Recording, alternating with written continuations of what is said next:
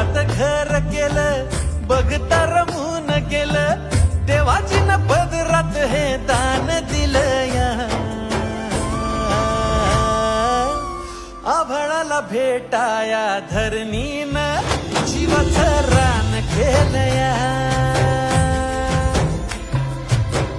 आभाळाला भेटाया धरणीनं जीवाचं रान केलंया.